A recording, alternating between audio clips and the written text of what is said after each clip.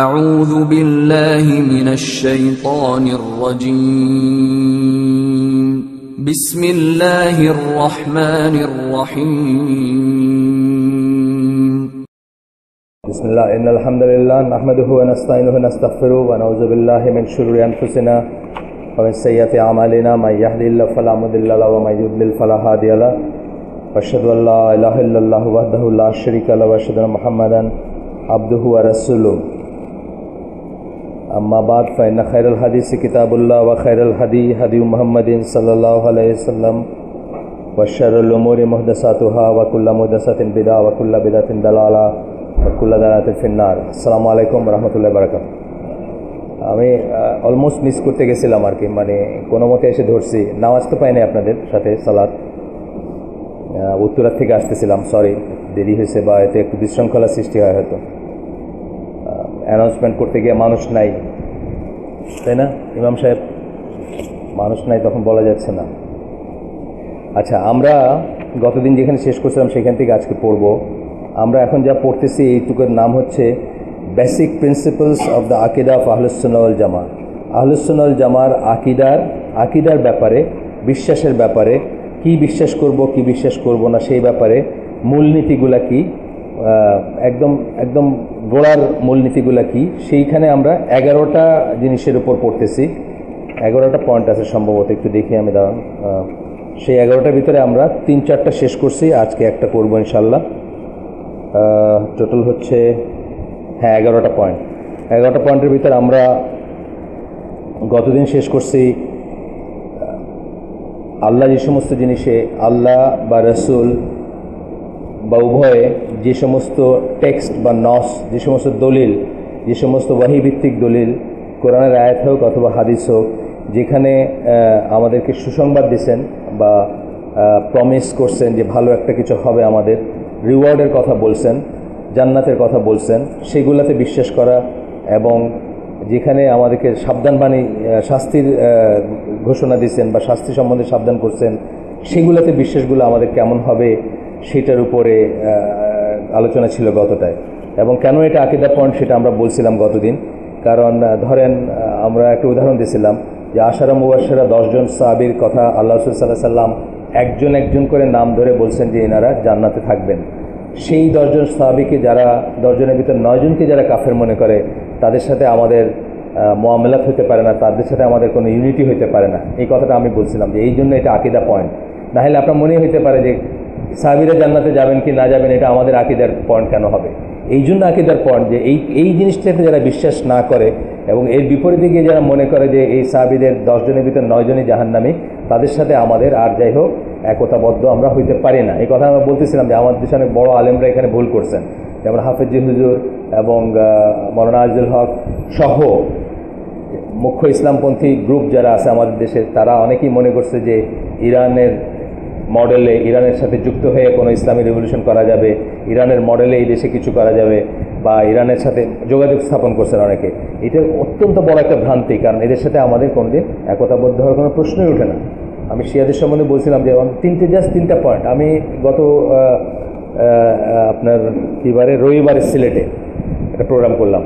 ওই প্রোগ্রামটাতে এইটা একটা বিষয় উঠে আসছে, এবং আমি দেখলাম যে বাংলাদেশের মানে লেখালেখি করেন, 70-80টার মতো বই লিখছেন এরকম একজন ইসলাম চিন্তাবিদ, উনি রীতিমতো বলতেছেন যে সুন্নিদের ভিতরে যেরকম অনেক দল ফেরকা আছে, শিয়াদের ভিতরে অনেক দল ফেরকা আছে, সুতরাং ঢালাওভাবে এটা বলা উচিত না যে শিয়ারা ঠিক না, ঢালাওভাবে যেমন বলা উচিত না সুন্নিরাও ঠিক না। আমি অবাক হয়ে গেলাম যে মানে এই কথা কোনো মুসলিম কীভাবে বলে।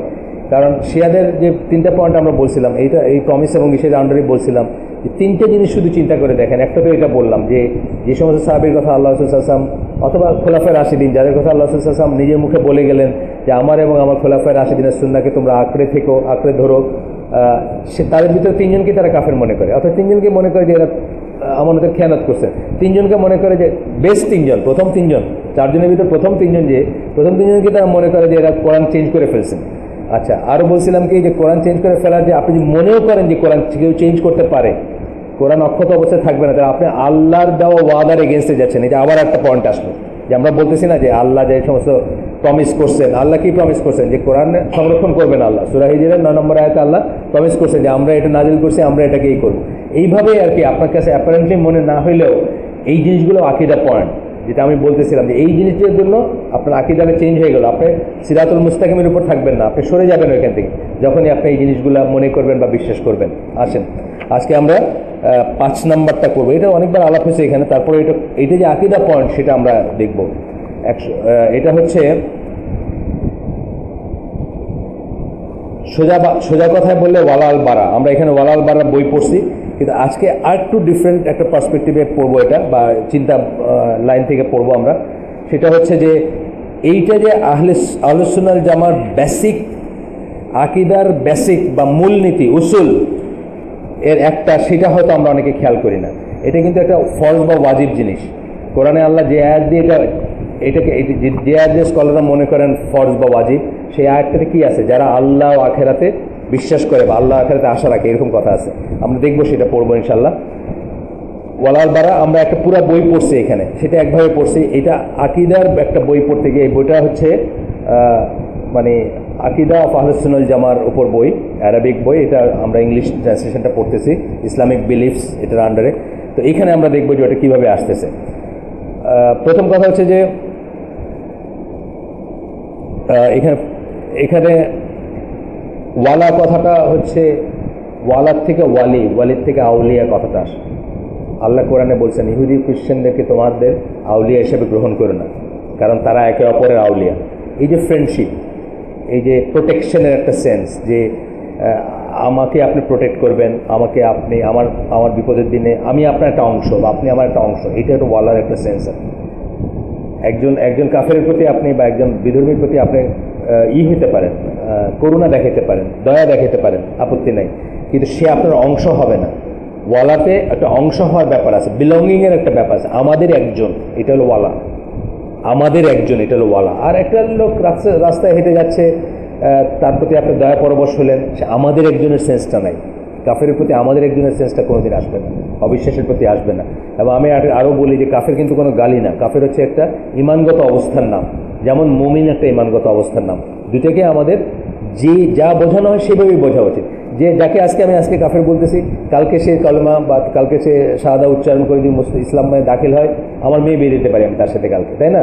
মানে এটা কোনো এথেনিক শত্রুতা না, এটা কোনো হিংসাবশত শত্রুতা না, এটা কোনো ভাষাভিত্তিক শত্রুতা না, এটা কোনো সম্পদভিত্তিক শত্রুতা না, অঞ্চলভিত্তিক শত্রুতা না। এটা হচ্ছে আল্লাহর লাইনে আপনার ভালোবাসা এবং আল্লাহর লাইনে আপনার ঘৃণা। কালকে সকালে সে শাহাদা উচ্চারণ করে মুসলিম হলে সে আপনার ভাই। এবং যে কটা জিনিস একজন ভাইয়ের প্রাপ্য মুসলিম হিসাবে, 5টা জিনিস রাইট আছে, বা আরও যেসব রাইট আছে, সোশ্যাল রাইট আছে বা পলিটিক্যাল রাইট আছে, সেগুলো সব সে উপভোগ করবে, শুধু এই লাইনটা ক্রস করলেই। এটা ইমানগত অবস্থা না, এটা কোনো গালি না, আমরা বুঝবো। এবং এটা হচ্ছে আলটিমেট অফ তাওহীদ বলেন স্কলাররা, বলেন যে আপনার ভিতর যে তাওহীদ ঢুকছে, এটা আলটিমেট হচ্ছে যে আপনি আল্লাহর জন্য সব কিছুকে ভালোবাসবেন এবং আল্লাহর বিপরীতে যারা থাকবে তাদেরকে ঘৃণা করবেন। সূরা আয়াত আসবে একটার পর একটা। প্রথমে সূরা তওবার 71 নম্বর আয়াত আসতেছে। আল্লাহ বলতেছেন, বিশ্বাসী পুরুষ এবং মহিলা, পুরুষ এবং নারী, বিশ্বাসী যারা, তারা একে অপরের আউলিয়া। তারা একে অপরকে সৎ কাজে আদেশ দেয়, মন্দ কাজে নিষেধ করে। সৎ কাজে আদেশের প্রথম অর্থ কি? তাওহীদের দিকে আহ্বান করে বা তাওহীদের কথা মনে করায় দেয় বা তাওহীদের আদেশ করে। সৎ কাজে আদেশ বলতে আমরা পয়লা ব্রেন সাফ করাতে চলে যাই, বা সোশ্যাল দুনিয়া সবচেয়ে বড় সৎ কাজ কোনটা? মানুষকে তাওহীদের আদেশ দেওয়া, তাওহীদের দিকে ডাকা, তাওহীদের কথা বলা, এটা হচ্ছে দুনিয়ার সবচেয়ে বড় সৎ কাজে আদেশ। অনেক সময় দেখা যায় যে আমাদের দেশে যারা দাওয়াত দিয়ে বেড়ান, তারা মসজিদ ভর্তি করাকে সৎ কাজ মনে করে। যে মানুষের ইমান ঠিক নেই, তারা যে মসজিদ ভর্তি করে কোনো লাভ আছে না। আমরা অনেক আগে বলছি আমরা যে ইসলামের 5টা স্তম্ভ। প্রথম স্তম্ভটা কি? শাহাদা, কলেমা, যেটাকে আমরা বলি আশহাদু আল্লা ইলাহা ইল্লাল্লাহ ওয়া আশহাদু আন্না মুহাম্মাদান আবদুহু ওয়া রাসূলুহু। এইটা ঠিক না করে মসজিদ ভর্তি করে কোনো লাভ নেই। আমরা বলি না আগে মসজিদের নাম্বার বাড়ায় কোনো লাভ নেই, ওইটা আগে ঠিক করতে হবে। তাহলে প্রথম একতলা তৈরি করে 2 তলায় যাবেন, 2 তলার পরে 3, 4, 5 এইভাবে যাবেন। যার 1 তলা নাই তার 2 তলা নাই। তো এই জন্য ওইটা হচ্ছে সবচেয়ে বড় সৎ কাজ। আমরা অনেক সময় সৎ কাজ বলতে সোশ্যাল ওয়ার্ক মনে করি, যে পরিষ্কার পরিচ্ছন্নতা বা আমরা এতিম বাচ্চা পালতেছি না, এটা সৎ কাজ, এটাও সৎ কাজ। কিন্তু সবচেয়ে বড় সৎ কাজ কি? সবচেয়ে বড় সৎ কাজের আদেশ হচ্ছে কাউকে আপনি তৌহিদের আদেশ দিলেন, তৌহিদের দিকে ডাকলেন, তৌহিদের দাওয়াত দিলেন, আল্লাহর দিকে দাওয়াত দিলেন, সেটা হচ্ছে সবচেয়ে বড় সৎ কাজ। কোনো মাযহাবের দিকে না, কোনো গ্রুপের দিকে না, মসজিদের দিকে না, মসজিদের দিকে দাওয়াত না, আল্লাহর দিকে দাওয়াত দিতে হবে। মসজিদের দিকে দাওয়াত কিছু মিন করে না যদি আল্লাহর দিকে দাওয়াতটা ঠিক মতো না হয়ে থাকে। মুশরিক দিয়ে মসজিদ বলে কোনো লাভ নেই, কথার কথা বলতেছি আমি, কোনো পার্টিকুলার মানুষকে মুশরিক বলতেছি না। আচ্ছা, তারপরে কি বলতেছেন? সৎ কাজে আদেশ করবে, মন্দ কাজে নিষেধ করবে। মন্দ কাজের ভিতরে সবচেয়ে বড় মন্দ কাজে নিষেধ কোনটা? শিরক থেকে প্রিভেন্ট করবেন, কুফর থেকে প্রিভেন্ট করবে, সেটা সবচেয়ে বড় মন্দ কাজে নিষেধ। তারপরে বাকি মন্দ কাজ, জিনা না, সিনেমা না, নাটক না, ঘুষ না, সুদ না, এগুলো পরে আসবে। প্রথম মন্দ কাজ হবে শিরক থেকে বা কুফর থেকে আপনাকে তাদেরকে সরায় আনবে। তারপরে সূরা আলে ইমরান 28 নম্বর আয়াত, আল্লাহ বলতেছেন বিশ্বাসীরা যেন কাফেরদেরকে, অবিশ্বাসীদেরকে আউলিয়া হিসাবে গ্রহণ না করে। বিশ্বাসীরা যেন বিশ্বাসীদের পরিবর্তে অবিশ্বাসীদের আউলিয়া হিসাবে গ্রহণ না করে। এক্সাক্ট কথাটা এটা।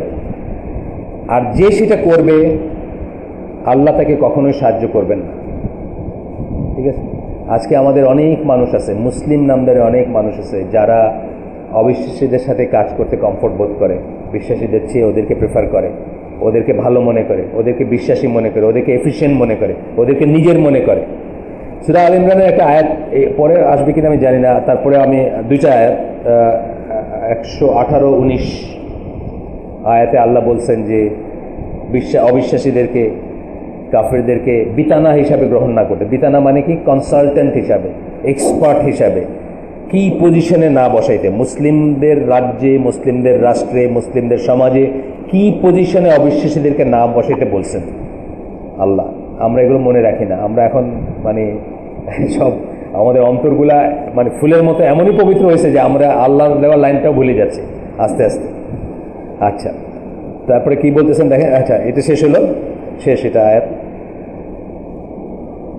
এরপরে বলতেছেন আহলে সুন্নাত জামাত বিশ্বাস করে, এখন আকীদা আসলেন, আপনি কি বিশ্বাস করবেন সেটা? That friendship and enmity are important principles which are of great importance in Sharia as may be explained in the following ways. আমরা বিশ্বাস করি যে এটা খুব গুরুত্বপূর্ণ মূলনীতি, যেটা শরিয়ার উপরে বিশাল প্রভাব আছে বা শরিয়াতে বড় রকমের গুরুত্ব আছে, যেটা আমরা এটা আহলে সুন্নাত জামাত বিশ্বাস করে। আহলে সুন্নাত জামাত বিশ্বাস করে ওয়ালা আল বারা হচ্ছে আলটিমেট অফ তাওহীদ। আহলে সুন্নাত জামাত বিশ্বাস করে সকল মুসলমানের উপর ফরজ বা ওয়াজিব ওয়ালা আল বারার বোধটা থাকা। একজন মুসলিমকে সে অলওয়েজ যে কোনো কাফেরের চেয়ে প্রিফার করবে একজন মুসলিমকে। অফকোর্স আমি বলতেছি না যে অবিচার করবেন, তা না। আজকে যদি একটা দেশের বা ইসলামিক শরিয়ার আইনে যদি হয় যে একজন মুসলিম একজন কাফের দুইজন আসছে বিচারের জন্য কোর্টে, সেই সুবিচার পাবে, সেটা কিন্তু আমি না করতেছি না। এখানে কিন্তু পক্ষপাতিত্বের কথা বলতেছি না, কিন্তু এইখানে আমি বলতেছি ভালোবাসার কথা, বিলঙ্গিংয়ের কথা। পক্ষপাতিত্বের কথা মানে অন্যায় পক্ষপাতিত্বের কথা বলতেছি না, সেটা আবার আরেকটা জিনিসে আসবে। আপনারা জানেন যে মজলুম কাফেরের দোয়া আল্লাহর কাছে কবুল হয়ে যায়। মজলুম কাফের মুসলিমের এগেনস্টে দোয়া করলে কবুল হয়ে যাবে। মজলুমের সাথে আল্লাহর কোনো পর্দা থাকে না। কাফেরও যদি বলে হাত তুলে যে আল্লাহ আমার উপর, তার মতো করে সে যা আল্লাহ মনে করে, যাই হোক, সে তো কোনো না কোনো ফর্মে মনে করে, সেই দোয়া কিন্তু কবুল হয়ে যায়। সুতরাং জুলুম আমরা করব না, মুসলিম কখনো জুলুম করবে না। আল্লাহ যেভাবে নিজের উপর জুলুম হারাম করে নিয়েছেন, জুলুম আল্লাহর কাছে অত্যন্ত অপছন্দনীয় একটা জিনিস। এবং এই জন্য আপনারা জানেন যে ইমাম বুখারী নিজের মৃত্যুর দোয়া তো এমনি করতে হয় না, উনি কিন্তু নিজের মৃত্যুর দোয়া করছিলেন। বিকজ উনি যে দেশে ছিলেন সেই দেশের উপরে উনি আশঙ্কা করতেছিলেন যে মুসলিমদের জুলুমের জন্য আল্লাহর গজব নেমে আসবে, এবং উনি ওই গজবটা দেখতে চান নাই। ওর আগে উনি চাইছেন যে উনি চলে যাবেন, এই জন্য উনি দোয়া করছিলেন। সুতরাং জুলুম জিনিসটা একটা আলাদা ক্লজে আসবে, এবং এটা কারো এগেনস্টে কেউ করলে কোনোদিন জাস্টিফাইড হবে না। কিন্তু আমি বলতেছি যে মানে অন্য প্রিন্সিপালগুলোর কথা বলতেছি। আচ্ছা, আসেন আহলে সুন্নাত জামাত এই নিচের পয়েন্টগুলো আমরা শুনবো। এই পয়েন্টগুলোতে বুঝবেন যে ওয়ালা আল বারা, শত্রু মিত্র, ভালোবাসা এবং ঘৃণা কেন একটা ইম্পর্টেন্ট প্রিন্সিপাল, কেন একটা মূলনীতি, মানে গুরুত্বপূর্ণ মূলনীতি, এবং কেন এটা ওয়াজিব, কেন এটা ফরজ, কেন এই বোধটা আপনার ভিতরে থাকতে হবে, সেটা আমরা দেখবো এখন ইনশাআল্লাহ। প্রথমটা হচ্ছে কি, প্রথম পয়েন্টটা বলতেছেন, দে আর এ পার্ট অফ দ্য শাহাদা লা ইলাহা ইল্লাল্লাহর অংশ, the meaning of which is, যেটার মিনিং হচ্ছে যে আল্লাহ ছাড়া আর যা কিছুর ইবাদত করা হয় তার সাথে সম্পর্ক ছিন্ন করা, অথবা তার সাথে সম্পর্ক না রাখা, অথবা সেটাকে অস্বীকার করা। লা ইলাহা ইল্লাল্লাহর মিনিং এটা না। লা ইলাহা ইল্লাল্লাহর মিনিং আমরা কি বলি? আল্লাহ ছাড়া ইবাদতের উপযুক্ত কোনো সত্যিকার ইলা নাই।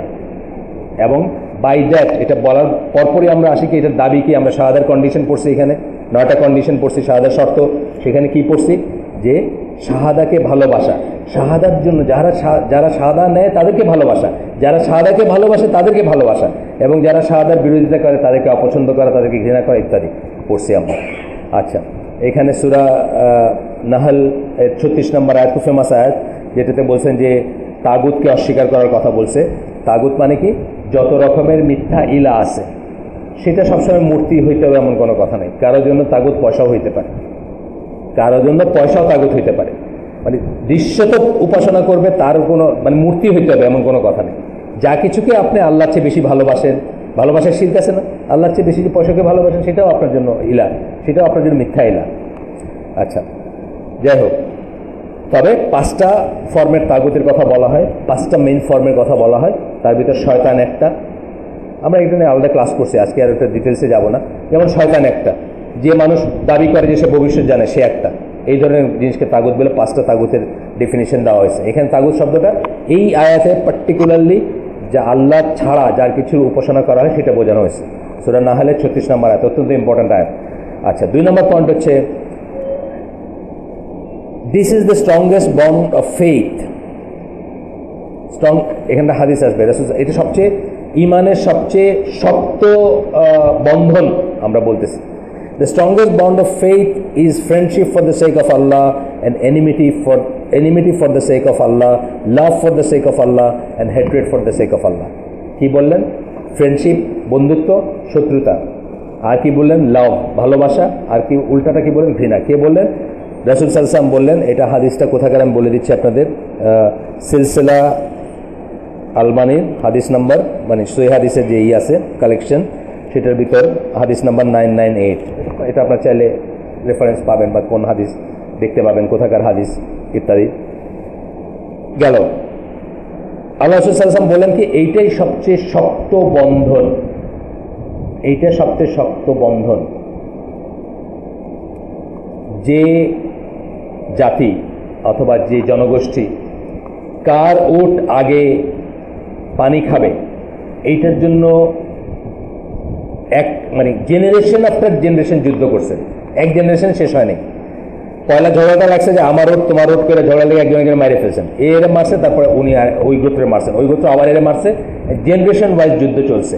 সেই একই জাতি মাত্র 23 বৎসরের ভিতরে এমন একটা চারিত্রিক পজিশনে পৌঁছাইছে, ইয়ারমুকের যুদ্ধের সময় গ্রুপ অফ পিপল, অনেক মানুষ, তারা পানি চাচ্ছেন, তাদের প্রথম জনকে পানি দেওয়া হয়েছে, উনি বলছেন আমার চেয়ে ওনার বেশি দরকার।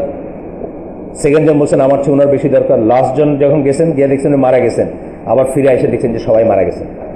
মানে এক জেনারেশনের ভিতর 23 বৎসর সময়ের ভিতরে এই পর্যায়ে গেছেন তারা। এই বন্ডটা কিসের ছিল? এটা ছিল কলেমার বন্ড, শাহাদার বন্ড, ফেইথ, ইমানের বন্ড, বুঝছেন না? এই যে বন্ধনটা, এটা কিসের ছিল? এটা ইমানের ছিল। তা নাহলে তারা কিন্তু ফেরেশতা ছিলেন না আগে। আমি মাঝে মাঝে বলি যে মানে একটা থিওরি আছে যে মানুষ চেঞ্জ হয় না, মানুষের কিছু চরিত্র মানে কি তাকে তার যে প্রকৃতি, যেটাকে আমরা বলি ইনহেরেন্ট, জন্মগত, এটা কোনো বদলায় না। তাহলে তারা বদলেছিলেন কেমনে? তারা তাদের ভালো মন্দরে আরেক জায়গায় দিয়ে দিয়েছিলেন, তাদের সুইচটা আরেক জায়গায় দিয়ে দিয়েছিলেন, ওইটা আল্লাহ রসুলের কাছে দিয়ে দিয়েছিলেন। আমাদের নিজের কোনো ইচ্ছা নাই, আল্লাহ বলছেন এটা ভালো, এটাই ভালো, আমরা কিছু বুঝতে চাই না। তাদের কন্ট্রোলটা অন্য জায়গায় দিয়েছিলেন। তারা কিন্তু ফেরেশতা হয়ে যান, তারা মানুষই ছিলেন, কিন্তু কন্ট্রোলটা দিয়ে দিয়েছিলেন কার কাছে? আল্লাহ রসুলের কাছে, শরিয়ার কাছে, আল্লাহর ইচ্ছার কাছে, রসুলের ইচ্ছার কাছে, কোরআনের ইচ্ছার কাছে, হাদিসের ইচ্ছার কাছে। এই জন্য তারা ট্রান্সফর্ম হয়েছিলেন। নাইলে আপনি দুনিয়াতে আমরা দেখতেছি না, দুনিয়াতে কত নীতি কথা আমরা বলতেছি। ফ্রেঞ্চ রেভলিউশন আজকে কতশো বছর হয়েছে, 400-500 বছর হয়ে গেছে। 400 বছর তো হয়েছেই, 400+, 500 বছর ধরেন প্রায় কাছাকাছি। কেন দুনিয়া স্বর্গ হয়ে যায় না? কারণ এইভাবে স্বর্গ হবে না। মানুষের ইচ্ছা স্বাধীন মতো চললে দুনিয়া স্বর্গ হবে না। Goodness for the sake of goodness কোনোদিন হবে না। যদি কাউকে আপনি না মানেন যে উনি নিজের বুঝটাকে আরেকজনের কাছে যদি সমর্পণ করতে না পারেন, যে উনি যেটা বলছেন এটা ভালো, উনি বলতে কি আপনার সৃষ্টিকর্তা, উনি আমাকে আমার চেয়ে ভালো জানেন, উনি আমাকে আমার চেয়ে ভালো বোঝেন, আমার কোনটা ভালো উনি আমার চেয়ে ভালো বোঝেন, এই বুঝ সহকারে যখন নিজের বাটনটা এখানে দিবেন, কন্ট্রোলটা, রিমোট কন্ট্রোল, তখন আপনি এইভাবে মরতে পারবেন যে আরেকজনকে পানি দিয়ে বলে মরে যেতে পারবেন। তা নাইলে আপনি উটের জন্য মারামারি করে মরবেন। এইটাই ছিল আপনার প্রকৃতি। সেই প্রকৃতিটা আপনার ভিতরে হয়তো এখনো আছে, কিন্তু আপনি এটা দিয়ে দিচ্ছেন আরেকজনের হাতে, সারেন্ডার করে ফেলছেন আরেকজনের হাতে। এটার নামই হচ্ছে ইসলাম। আপনার উইলকে, আপনার ইচ্ছাকে আল্লাহর উইল, আল্লাহর ইচ্ছার কাছে সারেন্ডার করার নামই হচ্ছে ইসলাম। যাই হোক, আসেন আমরা পরের ইসে যাই, দলিলে যাই। রাসূল সাল্লাল্লাহু আলাইহি ওয়াসাল্লাম একটা হাদিস, বুখারী মুসলিমের হাদিস, আল্লাহ রাসূল সাল্লাল্লাহু আলাইহি ওয়াসাল্লাম বলতেছেন, there are three things whoever experiences them has found the sweetness of faith. তিনটা জিনিস আছে যেটা যে যে যে এটার অভিজ্ঞতা লাভ করবে সে ইমানের মিষ্টতা, মানে ইমানের সুইটনেস টেস্ট পাবে। ইমানের একটা টেস্ট আছে না, আপনি সালাতের টেস্ট আছে না, কোন একদিন সালাতের পরে আপনার মনে দূরে কি পড়লাম, আমি তো ওই প্রথম রাকাতে মনে হয়েছিল যে গাড়ির চাবিটা কোথায় রাখছি, তারপরে আমি শুনলাম আসসালামু আলাইকুম রহমতুল্লাহ, এরকম হয় না? আপনি চিন্তা করতেন চাবিটা, ওয়াইফটা বাচ্চা থেকে কোথায়, আপনার সব পড়ে গেছে। 3 রাকাত মাগরিবের উঠা বসা করছেন, কিন্তু আপনি জানেন না কোন সূরায় ইমাম সাহেব আজকের নামাজটা পড়াইছেন, কারণ আপনি আসলে নামাজে ছিলেন না, আপনি আপনার গাড়ির চাবিতে ছিলেন, অথবা আপনার দোকানের শেলফে ছিলেন, যেখানে হোক যান। এটাও হয়। আবার কোনো একদিন দেখবেন 3 রাকাত নামাজ পড়ছেন আপনি, তারপরে আপনার খুব শান্তি লাগতেছে, মনে হচ্ছে মানে এর আগে যে অস্থিরতাটা ছিল, আপনি সেই অস্থিরতা, ধরেন একটা প্রবলেম ছিল আপনার দোকানে, আপনার চাকরিতে, আপনার বাসায় আইসা আপনি এখানে উজুটা করছেন, তখনই আপনি বুঝছেন যে আপনার ভিতরে একটা কুলিং এফেক্ট আসছে উজুর থেকে। তারপরে আপনি খুব সুন্দর তেলাওয়াত শুনলেন, একজন ইমাম সাহেবের পিছনে নামাজ পড়ছেন, আপনি সবকটাই খেয়াল করে শুনছেন, আয়াত চেষ্টা করছেন মিনিং বোঝার, জানলে তো কথাই নাই, আপনার নামাজ শেষ করছেন, তসবিহগুলা করে পড়ছেন, সকাল সন্ধ্যার দোয়াগুলা স্থিরভাবে, আপনার মনে হয় যে অনেক প্রশান্তি আপনার ভিতরে। দুইটাই হয় না? দুইটাই হয়। মিষ্টতা বলতেছেন, মানে ইমানের মিষ্টি স্বাদটা গ্রহণ করতে পারেন যদি আপনার 3টা জিনিসের অভিজ্ঞতা হয় আপনার। সেই 3টা জিনিস কি আল্লাহ রাসূল সাল্লাল্লাহু আলাইহি ওয়াসাল্লাম বলতেছেন? প্রথমটা হচ্ছে আল্লাহ এবং আল্লাহ রসুল যখন তার কাছে সব কিছুর চেয়ে প্রিয় হয়, সব কিছু নিজের চেয়ে প্রিয়। 2 নম্বর বলতেছেন, যখন সে একজন মানুষকে শুধুমাত্র আল্লাহর জন্য ভালোবাসে, যখন সে ভালোবাসে একজন মানুষকে, সেটা কি শুধুমাত্র আল্লাহর জন্য ভালোবাসে। আর 3 নম্বরটা বলতেছেন যে সে একবার ঈমান আনার পরে কুফরে যাওয়াকে এমনভাবে ঘৃণা করে যেমনভাবে সে আগুনে নিক্ষিপ্ত হওয়াকে ঘৃণা করবে, মানে সে চায় না, সে সবসময় নিজেকে গার্ড করে যেন সে আবার ফিরে না যায়। এটা কিন্তু সবসময় আপনার ইচ্ছা স্বাধীন না, এই জন্য আল্লাহর কাছে চাইতে হয়। আমরা দোয়া চাই না, আল্লাহর কাছে চাইতে হয়। হাদিসে আসছে যে মানুষের কল্ব, যেটাকে বলে অন্তর, আল্লাহর 2 আঙ্গুলের ভিতরে পালকের মতো। একটা পালক যদি আপনার হাতে থাকে, এরকম করলে পালকটা উল্টায় যায় না? একটা পেপার টাইপের জিনিস যদি থাকে, পাতলা জিনিস, যেটা হালকা জিনিস, সেটা এরকম করলে তো উল্টায় যায়, তো মুহূর্তে সেটা উল্টায় যেতে পারে। যেই জন্য রাসূল সাল্লাল্লাহু আলাইহি ওয়াসাল্লাম দোয়া শিখাই দিয়েছেন, ইয়া মুকাল্লিবাল কুলুব সাব্বিত কলবি আলা দীনিক। এটা আমরা পড়বো, ঘন ঘন পড়ি বা পড়া উচিত, যে আল্লাহর কাছে আমরা চাবো, কিন্তু আমরা সেটা ঘৃণা করবো। আমরা কুফরের কিছুর থেকে 7 হাত দূরে থাকবো, মানে অনেক দূরে থাকবো, আমরা এটা কাছে ধরেও যাবো না। আমরা এটা আর্গু করবো না যে ইংল্যান্ডে আমেরিকায় থাকলে যে চায় সে ঠিকই দিন করতে পারে। কারণ কি? আল্লাহ রাসূল বলছেন কুফরের কাছে না যাইতে। আল্লাহ রাসূল বলছেন যে whoever imitates a people is one of them, যে কোনো জাতিকে অনুকরণ করে সে তাদের একজন। আল্লাহ রাসূল বলছেন যে কাফেরের আর মুসলমানের আলো একটা থেকে আরেকটা দেখা যাবে না। তার মানে কি? লেনদেন থাকবে না, গিভ অ্যান্ড টেক থাকবে না, ডেইলি মুআমালা থাকবে না, দূরে দূরে থাকবে তারা। সেখানে আমরা অনেকে আর্গু করি যে কানাডায়, আমেরিকায়, বাংলাদেশের চেয়ে বেটার ইসলাম পালন করা যায়, তাই না? এইগুলো হচ্ছে আপনি যে মেজারগুলো নেবেন, যে আমি যেন আবার কুফরে ফেরত না যাই, আমি আল্লাহ আমাকে দয়া করে ইসলামে দাখিল করছেন, আবার যেন কুফরে না যাই ফেরত, সেই জন্য যে মেজার নেবেন তার ভিতরে একটা হচ্ছে কাফেরের দেশে যাবেন না, কাফেরের মাঝখানে থাকবেন না, কাফেরের নর্মসগুলোকে নেবেন না। আচ্ছা, আমরা ওয়ালালবারা এখানে পড়তে গিয়ে আমরা কি দেখছি? যে কাফেরের দেশে যাওয়াটা হচ্ছে একটা চিহ্ন যে আপনি কাফেরদেরকে মুসলিমদের চেয়ে ভালোবাসেন, আর ওইখান থেকে হিজরত করা হচ্ছে একটা চিহ্ন যে আপনি মুসলমানদেরকে কাফেরদেরকে ভালোবাসেন। ওয়ালালবারার বইটা পড়ছি না এখানে, আমরা পুরা বই পড়ছি, আরেকজনের লেখা, এটা একজনের লেখা, ওইটা আরেকজনের লেখা। আচ্ছা, পড়লাম আমরা, এটা বুখারী মুসলিমের হাদিস পড়লাম। এরপরে আসতেছে কি 4 নম্বর পয়েন্ট, মানে কি করে এটা গুরুত্ব বোঝানো, এবং গুরুত্ব বোঝাইতে গিয়ে কি করে আপনি এটা করবেন, এটাতে নিজেকে নিয়ে যাবেন, সেটাও বোঝানো হচ্ছে। 4 নম্বর হচ্ছে by achieving this one perfects one's faith. এটা যখন পাবে, ওয়ালাল বারা যখন আপনার ভিতরে ঢুকবে, তখন আপনার ইমানটা পারফেকশনে যাবে। ওই যে বললাম তাওহীদের আলটিমেট বলছি না ওয়ালাল বারা, একদিন বলছিলাম বা আজকেও বললাম, তাওহীদের আলটিমেট হচ্ছে ওয়ালাল বারা। আলটিমেটলি তাওহীদেরই হচ্ছে আল বারা। বারা মানে হচ্ছে শত্রুতা বা আদাওয়াত, যেটাকে আমরা বলি, একজনের সাথে আরেকজনের চিরতরে সম্পর্ক খারাপ হওয়ার জিনিস। এবং ওয়ালা হচ্ছে আপনার বন্ধুত্ব বা প্রোটেকশন বা বিলঙ্গিং, সেন্স অফ বিলঙ্গিং।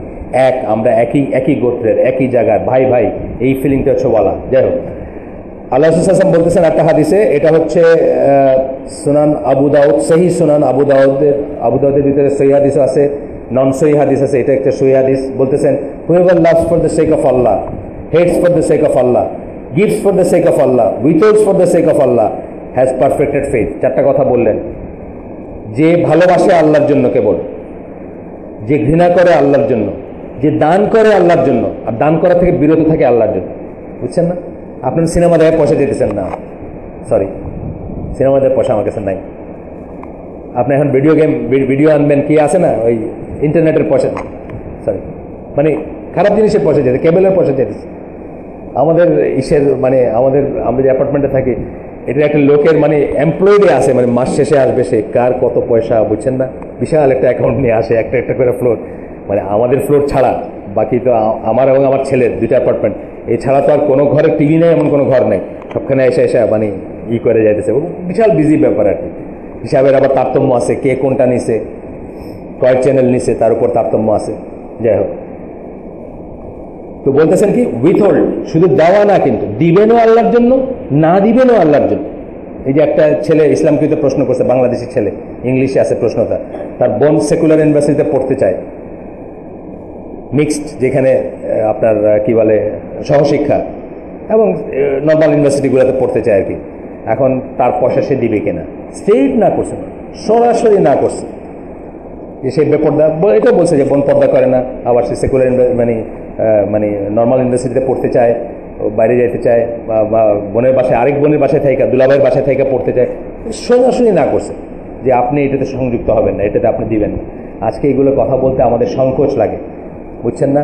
ওই আমি মাঝে মাঝে উদাহরণ দিই যে, ওই আগে কোনো বইতেও আমি লিখছি যে, ওই ট্রেনে যারা ঢাকা থেকে গেছেন, তারা তেজগাঁর একটা অংশ পার হইতে গেলে দেখবেন যে সব জানলা বন্ধ করে দেয়। কেন? এখানে শুটকির আড়ত আছে এবং প্রচণ্ড গন্ধ, মানুষ গন্ধের চুটি জানলা বন্ধ করে দিতেছে। কিন্তু একটু খেয়াল করে দেখবেন, ওর ভিতরেই একজন নামাজ পড়তেছে, এক মা তার বাচ্চার দুধ খাওয়াইতেছে, আরেকজন ভাত খাইতেছে, আরেকজন, তাদের না লাগে না কেন গন্ধ? তাদের গন্ধ লাগে না, গন্ধের ভিতর থাকতে থাকতে আপনি ইউজড হয়ে যান গন্ধতে। এবং আজকে হারামের ভিতর থাকতে থাকতে আমরা হারামে ইউজড হয়ে গেছি। এইখানে আমরা যারা বসে আছি, তাদের কানে, অনেকের কানে লাগবে যে এটা কী বলে, বোনরে পড়তে পয়সা দিবে না ভাই, ইউনিভার্সিটিতে পড়ার পয়সা দিবে না। হ্যাঁ, দিবে না, কারণ সে কো এডুকেশনে পড়তেছে, কো এডুকেশন হারাম, এবং সে বেপর্দা যাচ্ছে, সেটা হারাম, অ্যান্ড সো অন। এই জন্য দিবে না। তার ব্যাপার, তার মাইন্ডসে কী ভাববে এটা না, সে আগেই বলছি, আল্লাহ কী ভাববেন তাকে সেটা সে নিয়ে চিন্তা করবে। মাইন্ডসে হয়তো বলবে তুই এত কিপটা, বোনরে পয়সা দিলি না, বাপে বলবে, মায়ে বলবে, সমাজ বলবে, না, সে আল্লাহর সাথে হিসাব করবে, তার হিসাব আল্লাহর সাথে। যাই হোক, নেক্সট পয়েন্ট, দিবেন আল্লাহর জন্য, উইথহোল্ড করবেন আল্লাহর জন্য। এই জায়গায় আপনার একটা দিনী ভাই এসে বলতেছে যে আমি এই জিনিসটা হইলে আমি এটা করতে পারি, ধরেন আমার 5,000 টাকা হইলে আমি একটা হালাল, যেটা একটা কাজ করতে পারি, বা একটা ডিগ্রি নিতে পারি, বা একটা কথা পড়তে পারি। হ্যাঁ, দিবেন আল্লাহর জন্য, উইথহোল্ড করবেন আল্লাহর জন্য, ভালোবাসবেন আল্লাহর জন্য, ঘৃণা করবেন আল্লাহ। নিজের কোনো পার্সোনাল ফিলিংয়ের ব্যাপার, চেহারা পছন্দ হওয়ার ব্যাপার না এখানে, বুঝছেন না? গেল 5 নম্বর হচ্ছে whoever loves something other than Allah and his religion and hates Allah and his religion and its people is a disbeliever। যে আল্লাহ ছাড়া অন্য কিছুকে এবং আল্লাহর দ্বীন ছাড়া অন্য কিছুকে ভালোবাসে, এবং যে আল্লাহকে ঘৃণা করে এবং আল্লাহ, দ্বীন এবং দ্বীনের মানুষজনকে ঘৃণা করে, সে কাফের। স্ট্রেট কথা, আলটিমেট কথা। কিন্তু ওয়ালাল বাড়াই, কিন্তু একটু অন্যভাবে বললেন যে আল্লাহ ছাড়া অন্য কাউকে ভালোবাসে এবং আল্লাহর দ্বীন ছাড়া অন্য কোনো দিনকে, অন্য something other than Allah and his deen, Allah এবং তার দিন ছাড়া অন্য কিছুকে যে ভালোবাসে, and hates Allah and his দিন, আল্লাহ এবং তার দিনকে যে ঘৃণা করে, অ্যান্ড ইটস পিপল, এবং এই দিনের যে মানুষজন অর্থাৎ কারা, মুসলিমদেরকে যিনি ঘৃণা করে, সোজাসুজি কথা, হি ইজ এ ডিসবিলিভার, সে একজন কাফের, সে বিশ্বাসী না। দলিল দিচ্ছেন কি? আল্লাহ বলেন সূরা আল আনাম 14 নম্বর আয়াত, বলুন হে Muhammad, shall I take as a wali other than Allah, আমি কি আল্লাহ ছাড়া আর কেউ ওয়ালি হিসেবে গ্রহণ করব, বন্ধু হিসেবে গ্রহণ করব? যিনি আকাশসমূহ এবং জগতের পৃথিবীর সৃষ্টিকর্তা, আকাশসমূহ ও পৃথিবীর সৃষ্টিকর্তা, and it is he who feeds but not fed, এবং তিনি হচ্ছেন এমন একজন, আল্লাহর কথা বলতেছেন, যিনি আমাদেরকে খাওয়ান কিন্তু তাকে কেউ খাওয়ায় না। বলো, আবার বলতেছেন রাসূল সাল্লাল্লাহু আলাইহি ওয়াসাল্লাম, বলুন verily I am commanded to be the first of those who submit themselves to Allah, আমাকে আল্লাহ আদেশ করেন মুসলিমদের প্রথম জন হইতে। এই কথার সারমর্ম হচ্ছে মুসলিমদের প্রথম জন হইতে আল্লাহ আমাকে আদেশ করেন। and be not you ও মুহাম্মদ, এবং হে মুহাম্মদ তুমি হইও না of the মুশরিকিন, মুশরিকদের একজন হইও না, মুশরিকদের একজন হইও না। 6 নম্বর পয়েন্ট, আমরা কিন্তু পয়েন্ট পড়তেছি। It is the bond which Muslim community on which the Muslim community is based, এটা হচ্ছে এমন একটা বন্ধন, ওয়ালাল বাড়া, যার উপর মুসলিম কমিউনিটিটা বেসড, প্রতিষ্ঠিত। আমরা বলছি কি সিভিলাইজেশন অফ ফেথ, আগের দিন আমরা বলছিলাম সিভিলাইজেশন অফ ফেথ বলি আমরা কারে, ইমান ভিত্তিক সভ্যতা। আমাদের সভ্যতা, মুসলিম সভ্যতা হচ্ছে ইমান ভিত্তিক সভ্যতা। এবং মোহাম্মদ আসাদের একটা বই আমি আবার পড়তেছি, নতুন করে পড়তেছি, মানে এই বইটা পড়িনি আমি, দিস ল অফ আওয়ার্স, ইনশাআল্লাহ আপনাদের সাথে শেয়ার করবো পরে। তো ওইখানে উনি বলতেছেন যে যত সভ্যতা আছে দুনিয়ায়, যত সিভিলাইজেশন আছে, কেউ আসলে বাইর করতে পারবে না যে কোন দিন এটার সূত্রপাত হয়েছিল, কারণ সিভিলাইজেশন একদিনে হয় না, হান্ড্রেডস থাউজেন্ডস অফ ইয়ার্স, একটু একটু করে রোমান, পারস্য সভ্যতা, রোমান সভ্যতা, মিশরীয় সভ্যতা, ভারতীয় সভ্যতা, একটু একটু একটু করে হয়। কোন দিন কোন মোমেন্টে এটা শুরু হয়েছে সেটা কেউ করতে পারে না এক্সেপ্ট ইসলাম। ইসলাম একদম সুনির্দিষ্টভাবে বলতে পারেন উইথ দ্য রেভলিউশন অফ কোরআন বা কোরআনের ওয়াহী নাজিল হওয়ার সাথে সাথে এটা সূত্রপাত শুরু হয়েছে, এবং একজন মানুষ এটা স্টার্ট করে দিয়ে গেছে, একজন মানুষ, মুহাম্মদ সাল্লাল্লাহু আলাইহি ওয়াসাল্লাম। এটা কিন্তু আমি কোনোদিন খেয়াল করি না জিনিসটা, যে আমরা যে বলি ইসলামিক সিভিলাইজেশন এত স্ট্রং সিভিলাইজেশন, কত বছরের সিভিলাইজেশন, 1400 বছর, বা সারা দুনিয়া পছন্দ অপছন্দ যাই করুক, ওয়ার্ল্ড রিলিজিয়ান এবং সিভিলাইজেশন হিসাবে ইসলামকে অস্বীকার করার উপায় কারণ নাই, মানে কোনো মতেই করতে পারবে না। এই সিভিলাইজেশন একমাত্র এক্সেপশন, যেটা আপনি পয়েন্ট দেখাইতে পারবেন যে এই পয়েন্ট থেকে শুরু হয়েছে, মানে যেদিন আল্লাহ রাসূলের কাছে ওয়াহী নাজিল হতে শুরু হয়েছে, এই পয়েন্ট থেকে সূত্রপাত, এবং একজন সিঙ্গেল পার্সন এটা শুরু করে দিয়ে গেছে। সিভিলাইজেশন অফ ফেথ যেটা আমরা বলি, ইসলামী সভ্যতা যেটাকে আমরা বলি, এটার বেসিস কি? এটার বেসিস হচ্ছে ওয়ালাল বাড়া। আর যারা বিদেশে ওইরকম কোনো কমিউনিটিতে গেছেন, যেমন আমি ফিলিপিন্সে গেছি, দক্ষিণ ফিলিপিন্সে অনেকবার গেছি, ওইখানে মুসলমান আমার সাথে সাথে মানে ফ্র্যাকশন অফ এ সেকেন্ডে আপনি ফিল করবেন যে আপনি আপনার ঘরে আছেন, অথবা আপনি আপনার ভাইদের সাথে আছেন, মানে পরিচয় হইলেও জাস্ট তখন ফিল করবেন। একদিন আমাকে জিজ্ঞেস করতে যে দক্ষিণ ফিলিপিন্সের একটা মসজিদে যে আপনার বাংলাদেশ সম্বন্ধে জিজ্ঞেস করতেছে, বাংলাদেশের ব্যাপার স্যাপার কী ভাই। তা আমি বললাম এটা তো একটা গরিব দেশ, এটা তখন বলি না, এটা বলতে হয় না, আমাদের রাসূল গরিব ছিলেন, বুঝছেন না, মানে সে সাথে সাথে বলতেছে আমাদের রাসূল সাল্লাল্লাহু আলাইহি ওয়াসাল্লাম কিন্তু গরিব ছিলেন, এটা বলতে হয় না, মানে বুঝছেন তো তার ফিলিংটা কীরকম। আমি বলতেছি যে অন্য কারণে বলতেছি, সেই আমার মনে করে আমি একজন আরব, মানে অনেকের আইডিয়া নাই কিন্তু বাংলাদেশ কোথায় অনেকে জানে না। আমি যখন প্রথম নাইজেরিয়াতে গিয়ে টেলিফোন করতে চাইলাম বাংলাদেশে, জিজ্ঞেস করলো এটা কোথায়, 80s কথা বলতেছি আমি, 84 কথা, প্রথমে জিজ্ঞেস করলো এটা কোথায়। তা আমি যখন বললাম যে ইন্ডিয়ার কাছাকাছি, তখন খুঁজতে শুরু করলো যে ইন্ডিয়ার কল রেট কী, বুঝছেন না, মানে এরকম অবস্থাতে পড়তে হয় কখনো কখনো, এখন হয়তো হবে না, এখন অনেক দিন চলে গেছে, যাই হোক। কিন্তু আমি বলতেছি যে এই জন্য আমি তাদেরকে বলতে চাইছি যে ওইখানে আমি দেখছি যে আপনার জর্ডানিয়ান লোক আছে, বিয়ে করছে, সেটেল করে গেছে, ব্রিটিশ একটা লোকের সাথে পরিচয় হলো, সাদা চামড়া, সে মুসলিম হয়েছে, বিয়ে করছে, সেটেল করে গেছে দক্ষিণ ফিলিপিন্সে।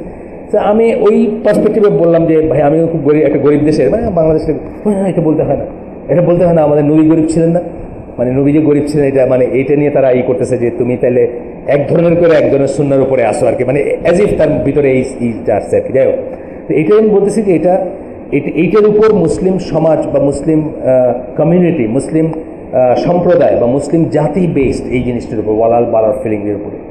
এবং এটা আপনি জানেন যে সিন্ধু বিজয় করছিল মুসলিমরা, কিন্তু একজন মহিলার একটা চিঠির রেসপন্স করতে গিয়ে একজন মহিলা অত্যাচারিত হয়ে চিঠি লিখছিল, শুধু এটাতে সেনাবাহিনী পাঠাই দিয়েছে, শুধু সৌদি আরব থেকে পাঠাই দিয়েছে। আপনারা পড়ে দেখেন এটা হিস্ট্রি। সো এইটা হচ্ছে ওয়ালাল বালার ফিলিংটা। যাই হোক, আল্লাহ রাসূল সাল্লাল্লাহু আলাইহি ওয়াসাল্লাম একটা হাদিসে বলেন, বুখারীর হাদিস, none of you truly believes, তোমরা কেউ সত্যিকার অর্থে ইমান আনো না বা বিশ্বাস করো না যতক্ষণ পর্যন্ত আনটিল হি লাভস, যতক্ষণ পর্যন্ত সে তার ভাইয়ের জন্য সেটাই ভালোবাসে যেটা সে নিজের জন্য ভালোবাসে। এই একটা জিনিস বাস্তবায়ন করলে বাংলাদেশের সব পলিটিক্স শেষ হয়ে যেত না? সব পলিটিক্স শেষ, কোন পলিটিক্স নেই বাংলাদেশে, ঠিক না? বাংলাদেশের পলিটিশিয়ানদেরকে নিজের জন্য যেটা ভালোবাসে, আমার জন্য ভালোবাসে, একজনও ভালোবাসে। একটা জিনিস শুধু বলেন, সকল পলিটিক্স বন্ধ। আমারে কইতেছে এখানে স্কুলে যেতে, তার ছেলে হারবার্ডে পড়তেছে, অথবা তার ছেলে ক্যামব্রিজে পড়তেছে, অথবা মালয়েশিয়ার বড় ইউনিভার্সিটিতে পড়ছে, বুঝছেন না? আমার জন্য প্রেসক্রিপশন একটা, তার জন্য একটা প্রেসক্রিপশন। আমার জন্য হলো ঢাকা মেডিকেল কলেজের আউটডোর, তার জন্য হলো সিঙ্গাপুরের ন্যাশনাল ইউনিভার্সিটি অফ সিঙ্গাপুরের হসপিটাল অথবা মাউন্ট এলিজাবেথ। আপনারা শুনেন না, দেখেন না পেপার করলে?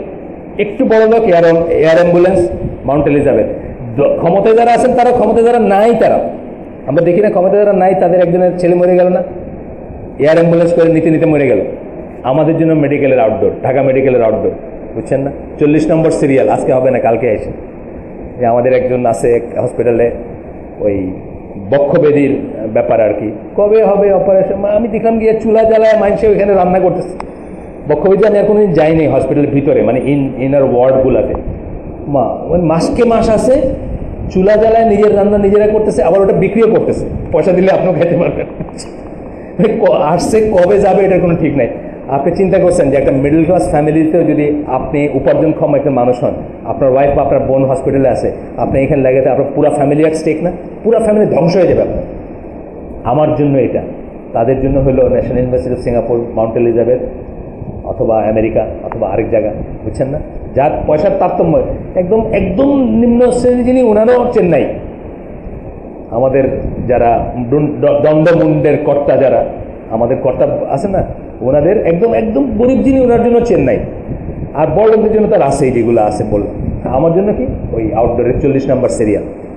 আসেন, কিন্তু যদি ফেথ বেসড হইতো, যদি নিজের জন্য যেটা চান সেটা ভাইয়ের জন্য চাইতেন, যদি মুসলিম হিসাবে এই কথাটা শুধু মনে রাখতেন, সমস্ত পলিটিক্স বন্ধ হয়ে যেত, অথবা রিজাইন করে ফেলতেন। ওমর রাদিয়াল্লাহু মতো কাঁদতেন রাতের অন্ধকারে, মানে একটা কুকুর তার সাম্রাজ্যে না খায় মূল্যে তাকে জবাবদিহি করতে হবে, এই কথা চিন্তা করে কাঁদতেন। আসেন, গেল। এরপরে বলতেছেন, আহলে সুন্নাহ ওয়াল জামাআহ believe that friendship and enmity are obligatory according to sharia. এই কথাটা আসতেছে, এটা যে ফরজ আপনার উপর, এটা আমরা অনেকে জানি না। আমি তো কোনোদিন জানতাম না, এটা আমার ধরেন 10 বছরেরও কম হবে এই নলেজটা।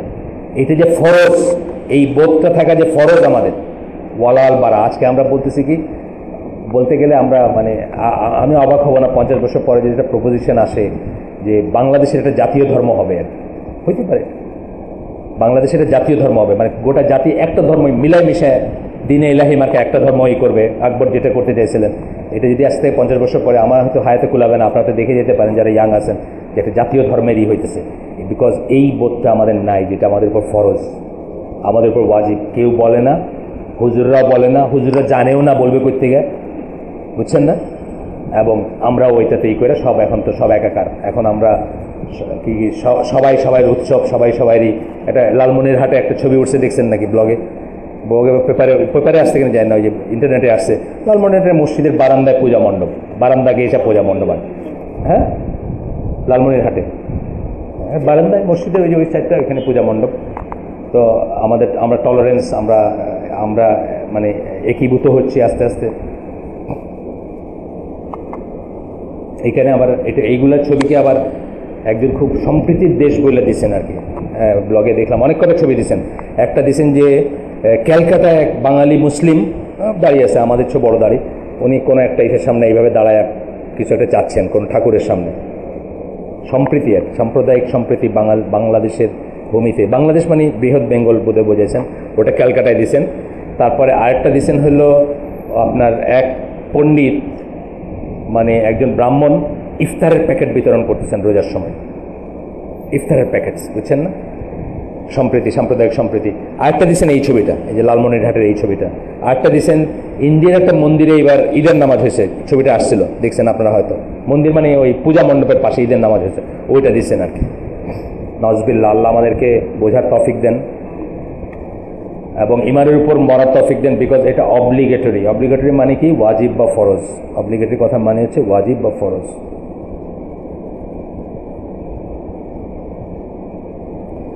Indeed, they are what is implied by the testimony that there is no God but Allah, and one of the conditions thereof. ইমানের কন্ডিশন এটা, শাহাদার কন্ডিশন আপনাদেরকে এখানে পড়ছি আমরা, মনে আছে আপনাদের? আটটা 9টা কন্ডিশন পড়ছি, বইটা আমার কাছে আজকেও আছে। আজকে আনছি অন্য মসজিদের জন্য, আনছি অন্য একটা, এখান থেকে বাইরে একটা জায়গায় যাবো, ছোট্ট একটা জায়গায়, সেই জন্য আনছি। ওই বইতে আছে, এটা একটা কন্ডিশন কিন্তু, শাহাদাকে ভালোবাসা, শাহাদাকে যারা ভালোবাসে তাদেরকে ভালোবাসা। This is one of the most important basic principles of faith.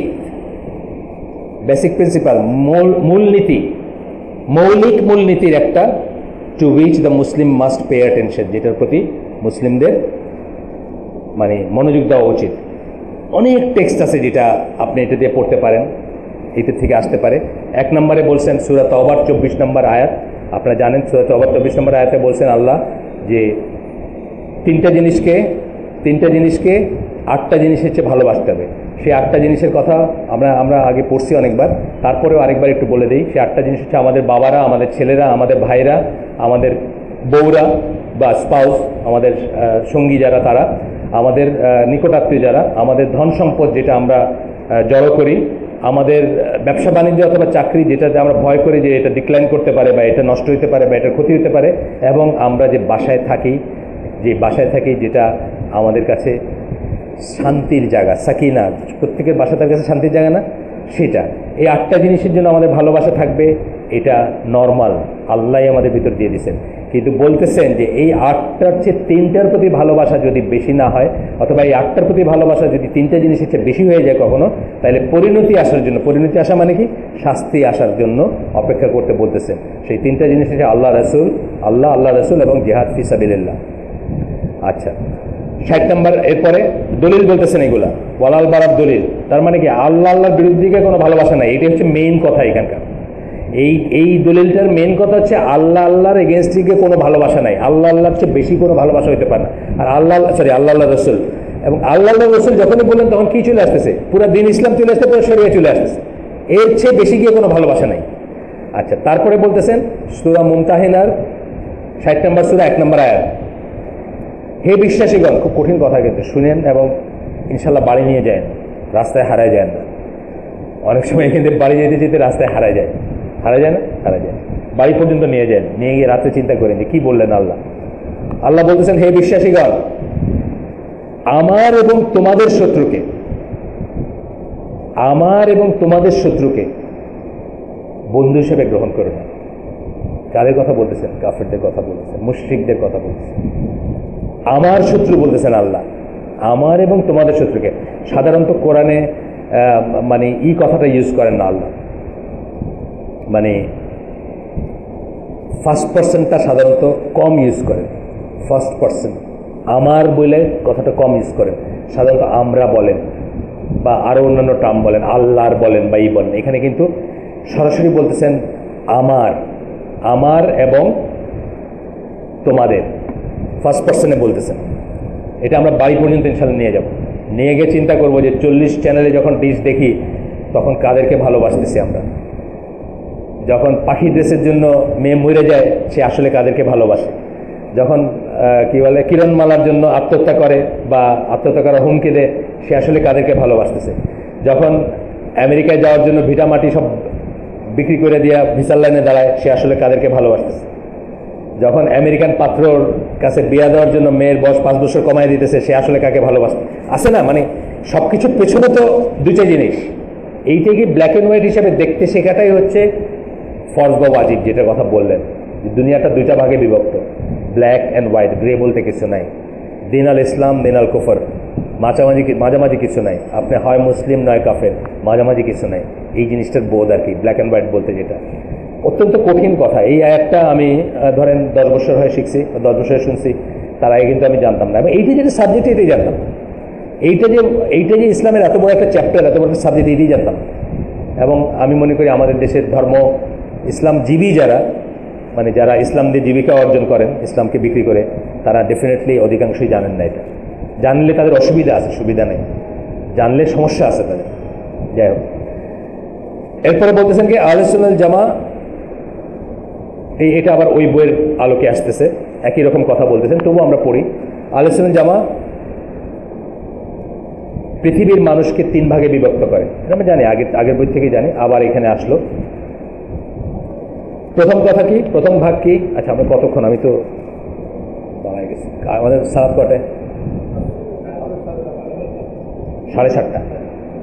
তাহলে আমরা ওইখানে কটায়? 8টায়। তাহলে আমরা 7:30টায় সালাত বললেন না, তাহলে কখন শেষ করবো? 7টায়। আমরা শুরু করছি কটায়? Any idea? 6:45। ও, তাহলে 6:45টায় শেষ করে দিই। আমি 6:45টায় শেষ করে দিই। আর যদি একটু বাকি থাকে একটু ব্রেক করলাম। 6:45টা টার্গেট থাকুক ইনশাল্লাহ। প্রথম ক্যাটাগরি আমরা আগেই পড়ছি। প্রথম ক্যাটাগরি কারা? যাদেরকে আমরা আনকন্ডিশনালি, যারা আমাদের কন্ডিশনালি মানে কি শর্তবিহীনভাবে যারা আমাদের ভালোবাসা, বন্ধুত্ব দাবি করেন বা দাবিদার, তারা কারা? বিশ্বাসী যারা আল্লাহ এবং তার রসুলে বিশ্বাস করেন, এবং যারা সিনসিয়ার এবং ডেভোটেড আল্লাহর প্রতি এবং উপাসনা বা ইবাদতের প্রতি সিনসিয়ার এবং ডেভোটেড। আমরা আরেকভাবে এটা দলিল আসছে এসে থেকে, সূরা মায়েদা 55-56 নম্বর আয়াত থেকে। আল্লাহ বলতেছেন, তোমাদের ওয়ালি আল্লাহ ছাড়া কেউ না। তোমাদের ওয়ালি আল্লাহ ছাড়া, রসুল ছাড়া এবং বিশ্বাসী ছাড়া কেউ না। স্পষ্ট তো বলে দিলেন, আল্লাহ ছাড়া, রসুল ছাড়া, বিশ্বাসীদের ছাড়া কেউ না। যারা কি করে, সেই বিশ্বাসী কারা? মানে বিশ্বাসী বলতে আল্লাহ এখানে কাদেরকে বললেন? তারা হচ্ছে যারা সালাত আদায় করে বা সালাত কায়েম করে, যারা যাকাত দেয়, এবং যারা রুকুকারীদের সাথে রুকু করে। এটার দুটা মিনিং বলা হয়। একটা মিনিং বলা হয় যে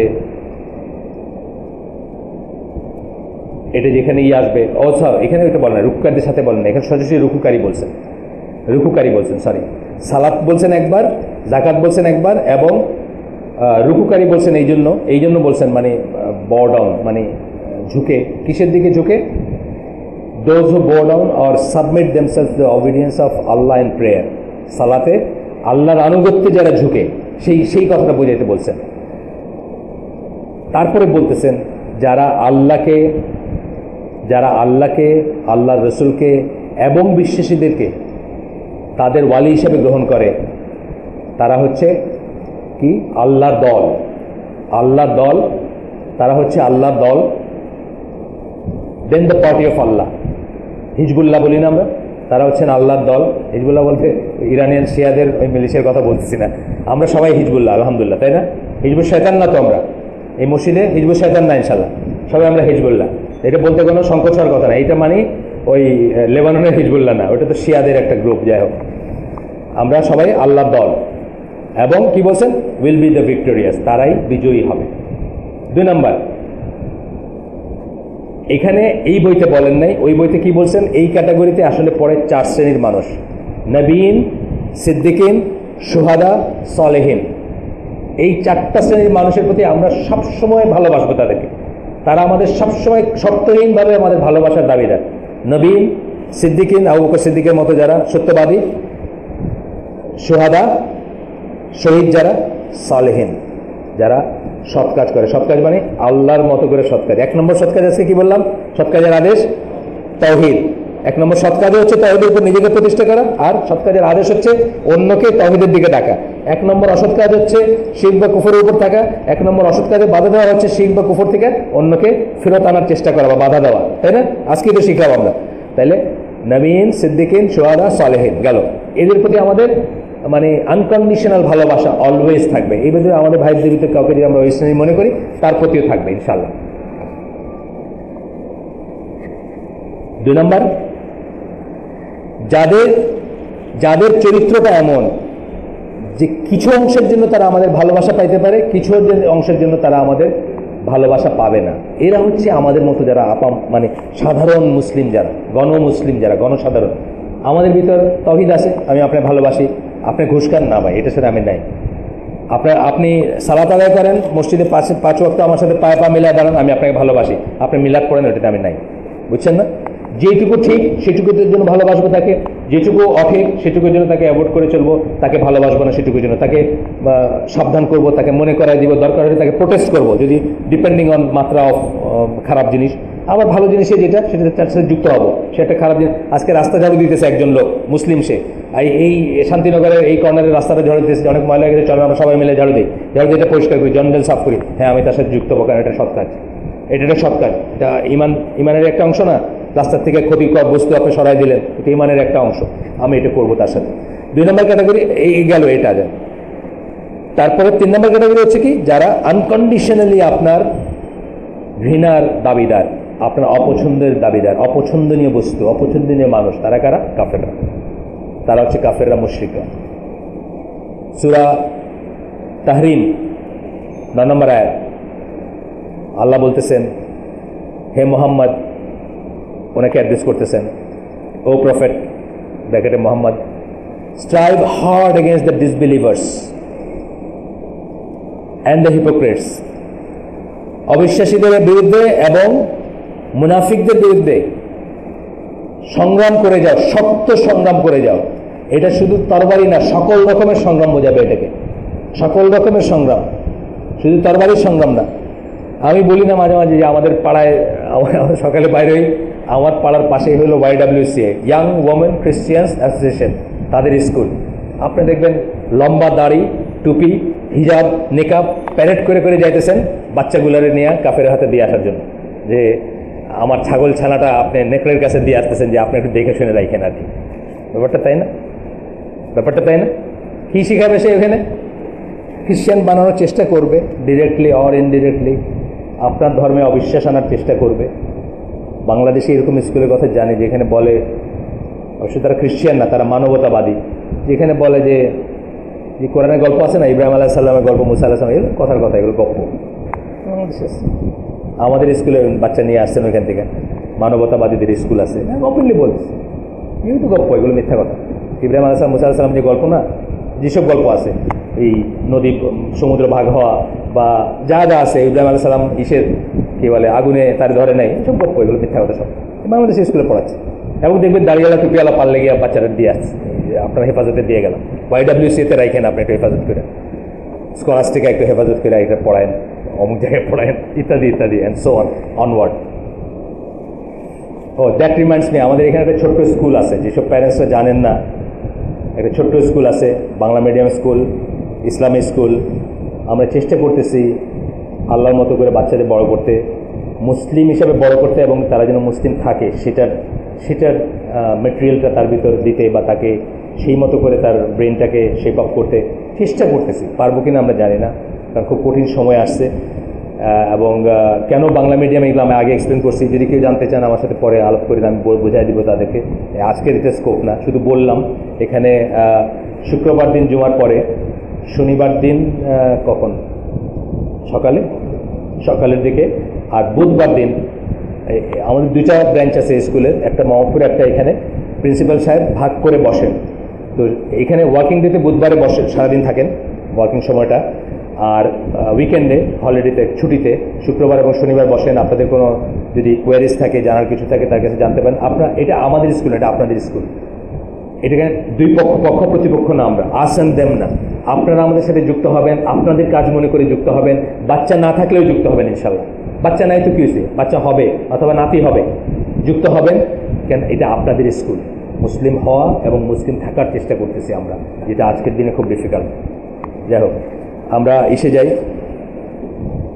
হ্যাঁ, প্রায় শেষ, 3 মিনিট আছে, হয়ে যাবে ইনশাল্লাহ, বেশি নাই এখানে।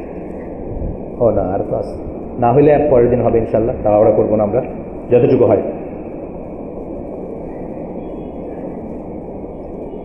আরেকটা সূরা, এইটা হচ্ছে ওয়ালাল বারার ফরজিয়াতের দলিল। আমি যে বললাম এটা ওয়াজিব, একটু আগে বললাম না, এটা দলিল হচ্ছে এই আয়াতটা এখন যেটা পড়বো। এটা হচ্ছে সূরা মুজাদালা বা মুজাদালা, দুটাই ঠিক। সূরা মুজাদালার 22 নম্বর আয়াত।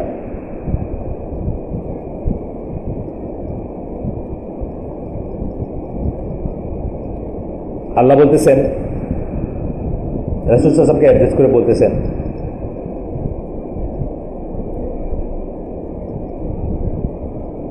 যারা আল্লাহ এবং আখিরাতে বিশ্বাস করে। কারা আল্লাহ আখিরাতে বিশ্বাস করে? মুমিনরা। আল্লাহ আখিরাতে বিশ্বাস না করে কারা? কাফেররা। তার মানে এইভাবে যখন আল্লাহ বলেন কোনো কথা, এটা ইমানের শর্ত হয়ে যায়। শর্ত দিয়ে দিলেন না, যারা আল্লাহ এবং আখিরাতে বিশ্বাস করে তারা এই কাজটা করবে, তার মানে এটা ইমানের শর্ত। এটা যদি না করে তাহলে তারা আল্লাহ আখিরাতে বিশ্বাস করে না, এটা উল্টা গেল, বুঝছেন না? এইখান থেকে এটা ফরজিয়াত বা ওয়াজিবাতের এইটা আসছে। যারা আল্লাহ এবং আখিরাতে বিশ্বাস করে তাদের ভিতর তুমি এমন কাউকে পাবা না যারা ওই সমস্ত লোকের সাথে বন্ধুত্ব করবে যারা আল্লাহ এবং রাসূলের বিরোধিতা করে। এমনকি তারা যদি তাদের বাপও হয়, তাদের ছেলেও হয়, তাদের ভাইও হয়, অথবা তাদের নিকট আত্মীয় হয়। এইটা হচ্ছে দলিল, ওয়ালাল বারার দলিল। আপনাদেরকে আমি আগে বলছি, এইটার শানে নুজুল বলছি, কিন্তু আগে বলছি না, আপনি জানেন নিশ্চয়ই। এটা কি? আবু উবায়দা ইবনুল জাররাহ, আশারা মুবাশশারার শেষ নামটা যার, 10টা নামের ভিতর যাদেরকে আল্লাহ রাসূল ডিক্লেয়ার করছেন, আবু বকর ইন জান্নাত, ওমর ইন জান্নাত বলে লাস্ট নামটা যার, উনি হচ্ছেন আশারা মুবাশশার লাস্ট পারসন। ওমর রাদিয়াল্লাহু আনহুর সিপাহসালার ছিলেন উনি। ওমর রাদিয়াল্লাহু আনহুর সময় মানে খালিদ বিন ওয়ালিদকে সরায় ওনাকে সিপাহসালার বানানো হয়েছিল। উনি বদর যুদ্ধের সময় খুব বীর দর্পে যুদ্ধ করতেছেন আর দেখতেছেন ওনার বাবা কাফের সাইড থেকে আসতেছেন, কাফের সাইডে। উনি এসে ছেলের সামনে দাঁড়ায় দেন, সো ছেলে যেন স্লো ডাউন করে, ছেলে যেন তার কাজগুলো না করতে পারে, ছেলে যেন যা করতেছে তাকে না করতে পারে। তারপরে এক সময় উনি তরবারি দিয়ে ওনার বাবাকে স্ট্রাইক করছেন এবং হত্যা করছেন ফর দ্য সেক অফ আল্লাহ। এবং এটা নিয়ে সমালোচনা আলোচনার হবেই ন্যাচারালি, একটা ছেলে তার বাপ মেরে ফেলছে। আর কাফিররা তো বলতেন মোহাম্মদ আয়েশা আমাদের ফ্যামিলিগুলো সব ভাগ করছে, সব, বুঝছেন না, আমাদের ফ্যামিলির বাপ একদিকে ছেলে একদিকে ভাগ করছে এসে। আজকেও কিন্তু বলে, আজকে আমাদের কমিউনিটিতে আছে, অনেক মানুষকে দেখতে চায়, আমার ছেলেটা আগে খুব ভালো ছিল, এটা নষ্ট করলো কে? ভাগ করে দিছে, বুঝছেন না? এটার আগে আমার চাকরি নিয়ে কোনোদিন প্রশ্ন তুলে নেই। আমাদের একটা পিচ্ছি ছেলে আজকে সেখানে যায় না, ছোট্ট ছেলে, মানে ক্লাস 10 থেকে আমাদের সাথে থাকে, সে বাপের চাকরি নিয়ে প্রশ্ন তুলছে। বাপ সুদী ব্যাংকে চাকরি করে, বাপের উপার্জন, বাপের ওটা সিগনেচার করতে সে অস্বীকার করছে, কি জানি একটাতে সিগনেচার করতে হয়, ওটা অস্বীকার করছে। বাপ সুদী ব্যাংকে চাকরি করে। তো এই বাপ চিন্তা করতেছে কি কই যায়, কোথায় যায়, কিন্তু ও তো অ্যাকচুয়ালি আল্লাহর বিধান মানতেছে। ও কোথায় যায় এটা হচ্ছে আগে ঠিক করা উচিত, ও কি বলে সেটা চিন্তা করা উচিত, কোথায় যায় এটা তো সেকেন্ডারি। তো এইভাবে ওই সময় আলোচনা উঠছে যে এই লোকটা তার বাপের মায়ের ফেলছে এটা। তখন আল্লাহ তার কাজটাকে সাবস্টেন্সিয়েট করতে এই আয়াতটা নাজিল করছে, উনি যেটা করছেন ওইটাই ঠিক, ওনারটাই ঠিক, এইটা সাবস্টেন্সিয়েট করতে এই আয়াতটা আসছে। আমরা কি জানি না, বা আমরা আজকে আমি তাহলে তাওয়াজ না করি, আজকের জন্য এখানে শেষ করে দেই, অনেক ভারী হয়ে যেতেছে কথাগুলো। এখানে আর কয়েকটা পয়েন্ট আসছে, নেক্সট দিন আমরা ইনশাল্লাহ এটা শেষ করব। সুবহানাকা আল্লাহুম্মা বিহামদিকা আশহাদু আল্লা ইলাহা ইল্লা আনতা আস্তাগফিরুকা ওয়া আতুবু ইলাইক। আমার কথায় যদি কোনো ভুল কিছু শুনে থাকেন, সমস্ত ব্যর্থতা আমার এবং শয়তানের, আর ভালো কিছু শুনলে সমস্ত প্রশংসা আল্লাহর। আল্লাহ আমাদেরকে আমল করার তৌফিক দেন এবং আল্লাহকে খুশি করার তৌফিক দেন। মানুষকে খুশি করে কোনো লাভ নাই, বিশ্বাস করেন, কোনো লাভ নাই। নিজের ওয়াইফ, নিজের ছেলে, এদেরকে খুশি করতে গিয়ে কমেন্টে কোনো লাভ নাই। এরা কিয়ামতের দিন আপনার সাক্ষী হবে না, আপনার পক্ষে দাঁড়াবে না। এরা বলবে আমরা বলি নাই এটা। যে বউয়ের জন্য আপনি ঘুষ খাচ্ছেন, সুদ খাচ্ছেন বা হারাম জিনিসে ইনভলভ হচ্ছেন, যে ছেলের জন্য বা যে হাজব্যান্ডের জন্য, এরা সাক্ষী দিবে না। শয়তান আপনাকে ডিজন করবে। আপনার জানেন কোরআনে আসছে, শয়তান বলবে আমার কি ক্ষমতা ছিল আমি তারে দিয়ে কাজ করাই, আমি তো শুধু তাকে মন্ত্রণাটা দিছি, মানে তারে মানে ভিতরে অশ্বাসটা দিছি, বাকিটুকু সে করছে। আসসালামু আলাইকুম রহমতুল্লাহ। এই পানিটা ভালো নাকি পুরানো? পুরানো পানি মানে